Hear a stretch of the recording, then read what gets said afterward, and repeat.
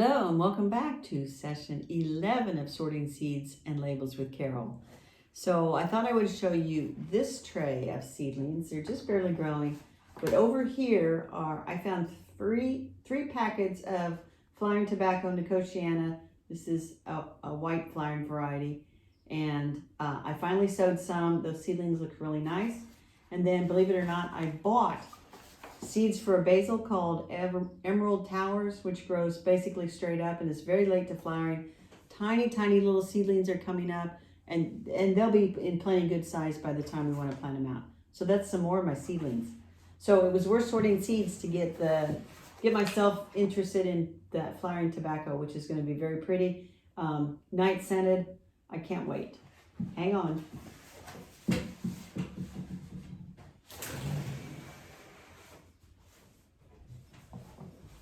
They're growing under lights. You can see them over there.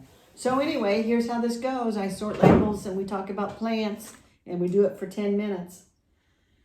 So let us go. Boom. Got the timer set. Let's dig in here, because sometimes I see labels, I think, do I want to talk about that? Let's just pull one out. This is from Frank's. This is variegated liriope. Liriope muscari variegata. I have that. Very common plant. I have a bunch of it. I do not need to keep a Frank's label. Although, interesting enough, it was only $5.99 for a pot of it. And that would have been in before 2000. I don't need that. I'm going to get rid of it. Emerald Gaiety euonymus. I do not have this. I would not plant this year. I would not plant this knowing what I know now. The euonymus fortunii can be very invasive. So I don't know where that ever was, but I'm going to get rid of it. I don't have it. Just don't have it. Oops. Here's another one from Frank's. Boy, we're going back a few years, people. This is Viburnum lantana mohican, a great big viburnum, and I know I've already taken that out because I got in a mood one day that I didn't need the wayfaring tree, as it's called, and I pulled it out. And in its place, there are now pawpaw trees. So I got rid of that. Gone. White angel lilac, Syringa vulgaris white angel. That did not live. Well, actually it lived, but then it got some sort of bacterial disease or something. So I ended up cutting that out. But it was very pretty while it lasted. Gone. Common snowball viburnum. This is Viburnum opulus sterile. This is the old-fashioned viburnum that was in your grandma's garden. Great big flowers. And I know where it was. And I had it cut out. I think I had that cut out about 5 years ago. Because, you know, it's just a big unwieldy shrub. And I kind of had a mood to take out this viburnum and the other one and plant pawpaw trees in their place to have something that might give fruit. So anyway, but if you need a great big flowering shrub in a mixed border or something, this one's actually pretty nice and big. Here's one from Frank's. This is Saturnus, which is a daffodil. And I kind of think I don't have that, but I kind of think I want to keep it just in case I do. There's Saturnus. So I'm going to pull that over there. Variegated Caria, that's something that I actually have. It is not native. It's kind of over here. It struggles a little bit. It's Caria japonica piccata, and I'm going to keep that. I don't know why. I should try to get that one to grow a little better over there. I think if I gave it a little attention and pulled some stuff away. Here's a sedum frosty morn, a variegated sedum. These are those big sedums that have the flowers in the late summer into fall, and they go from like pink to a lovely shade of brown. And this one was variegated. Here's the funny thing. So a lot of times these variegated plants like this sedum will lose their variegation over time. So if I ever had frosty moon, I'm pretty sure it's lost its variegation. So I'm a little torn. I think I'm going to go ahead and throw away the label. Oh my God, Hemerocallis Stella d'Oro, the Stella d'Oro daylilies. I wrote in my blog and in my first book that Stella d'Oro is a tramp because she's everywhere.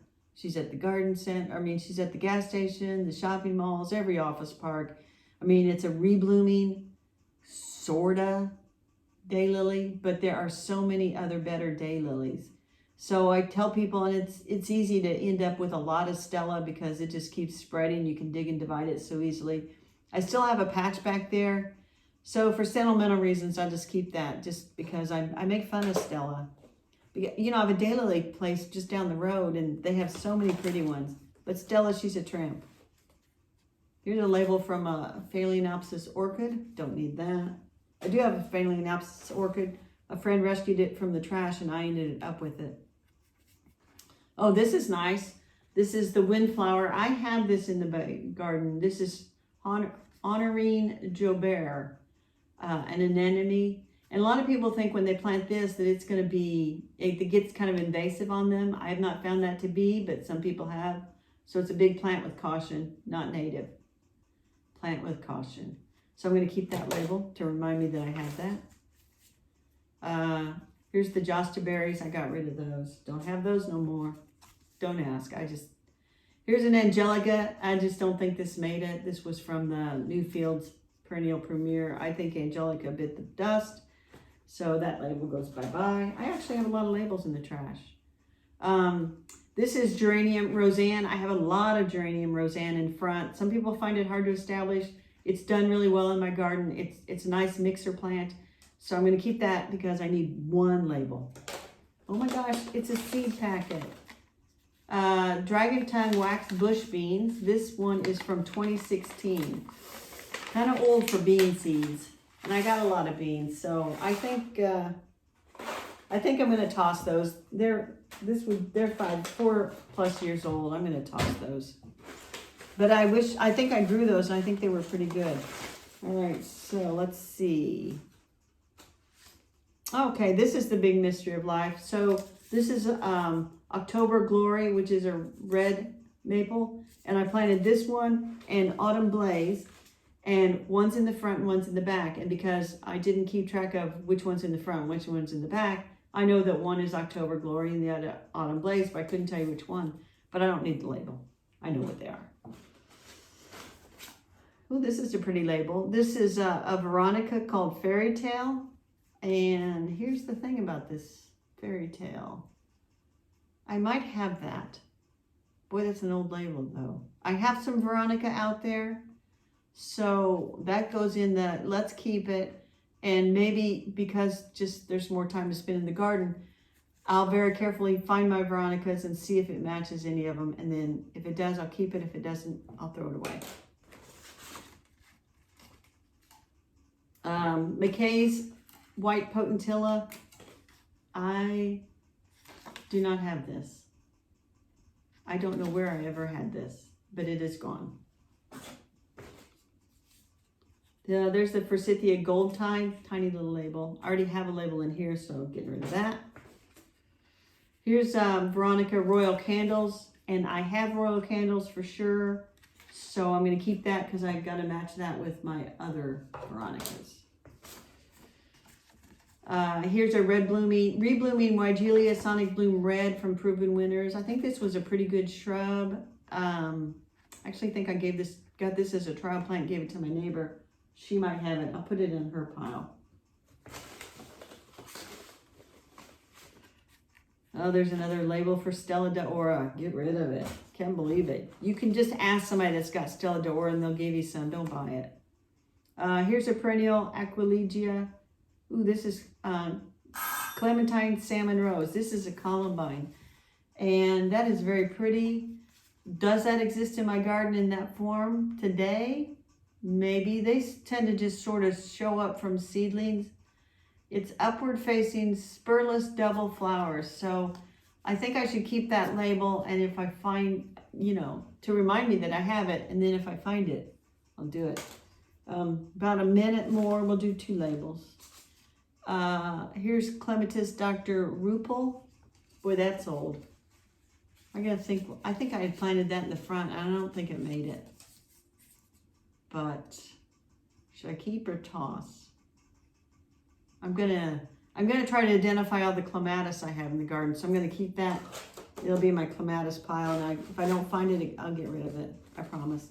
Promise, promise, promise. Okay, here are 3 labels for the same thing. This is Salvia May Night is the variety. I do have this in the garden, and you can see I bought 3 Salvia May Nights, and I only need 1 label, so 2 go in the trash, and I have that, and so I'm gonna keep that. 1 more, 2 more, 6 more, I don't know. Let's just do another couple. This might go a little longer. Oh, there's a botanical interest seed box. I'm gonna put those with my other seed boxes. They're just little cardboard things. So I'm gonna put that with the seeds. Here's another clematis. This is one called Fairy Dust. Boy, I wish I had that. I'm gonna see if I do. So I'm gonna keep that. Here's an Impatiens Super Elfin. I don't need those. Those are annual labels. I really don't need that. Here's Clematis pitcheri. Clematis pitcheri. I don't know if I have that. I have some that are that bell-shaped flower. I'm gonna get rid of that. Okay, one last label of this session. Oh, let's do a Frank's label. A pineapple lily. This would have been planted in a container. It is not hardy here, and after it had grown in the container, I would have thrown it out. So the pineapple lily is gone. And speaking of gone, that's the end of this video. Sorting Seeds and Labels with Carol, session 11. Okay, I'm gonna check the outdoor temperature. Might go to an even dozen today. Wouldn't that be marvelous? Maybe I'll change my outfit to make it look like another day. Anyway, give us a like if you like it. Subscribe to the channel to be notified when we have other great videos like the other videos. Bye.